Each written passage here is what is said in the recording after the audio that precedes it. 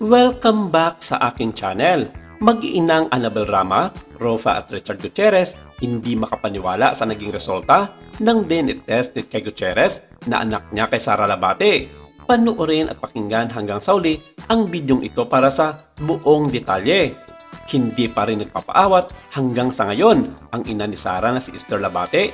Sumasagot pa rin kay si Sister sa ilang komento sa Instagram post ng anak noong araw ng Pasko, December 25, 2023. Makikita sa post ni Sara na kasama niya ang mga anak nila ng estranged husband na si Richard Gutierrez, sina Zion at Kai Gutierrez. Ang tanging caption ni Sara sa post ay praying hands at heart emojis na parang may malalim na pinagugutan ang naturang post kasama ang dalawang anak. Isa sa unang ibinunyag ni Esther sa publiko ay co-parenting na lamang sila ni Sara at Richard sa kanilang dalawang anak. At isa lamang ang ibig sabihin nito, kumpirmadong hiwalay na ang dalawa at napagkasunduang maghiraman na lamang ng panahon para sa mga anak. And well, sinuportahan naman ito ng ilan sa mga malalaking showbiz media portal at ng ilang mga kilalang showbiz personality at vlogger tulad na lamang ng grupo nina Oji Diaz, Christopher Min at maging ang batikang showbiz columnist na sina Morley Alinio at Selvia Aces. Isiniwalat na nila ito ang tungkol nga sa hiwalayan sa kanilang mga programa sa radyo at telebisyon, sa kanilang mga showbiz vlog at maging sa kanilang opinion sa mga pangunahing tabloid at mga dyaryo.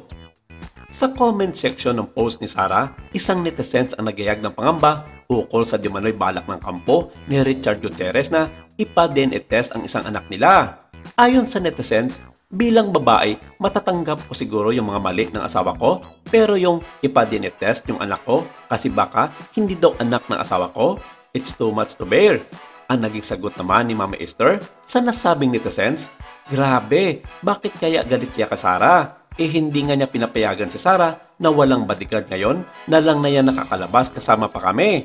Grabe, sobrang siloso. Tapos magpapa-DNA, baka mapahiya sila.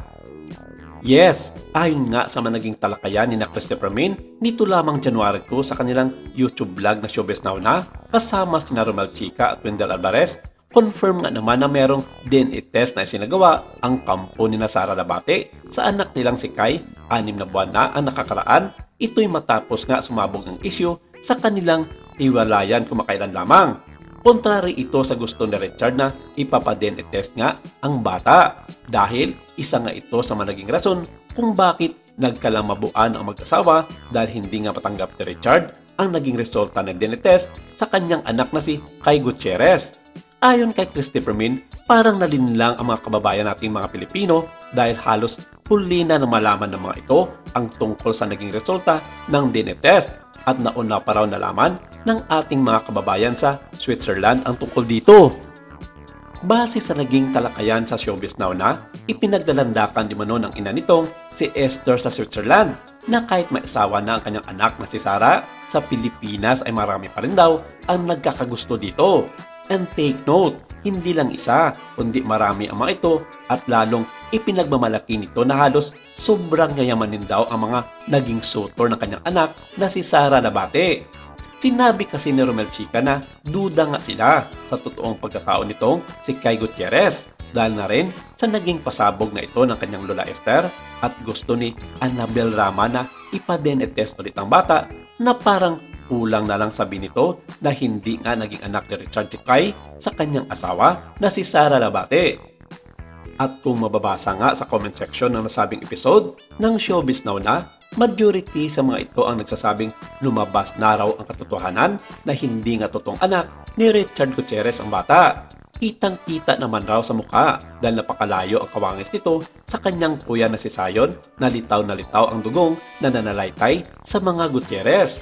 Ika nga, antayin na lang daw ang mga pasabog na ito ng ina ni Sara na si Mami Esther tungkol nga sa pagkatao ni Kai at sa resulta ng DNA test na kumpirmadong nasa kamay na ito ng ina at anumang oras na ngayon ay kanya itong isa publiko para ipamuka sa kanyang balae na si Annabel Rama at kapatid na si Rofa Gutierrez. Maraming salamat. Ito lang muna ang ating update for today.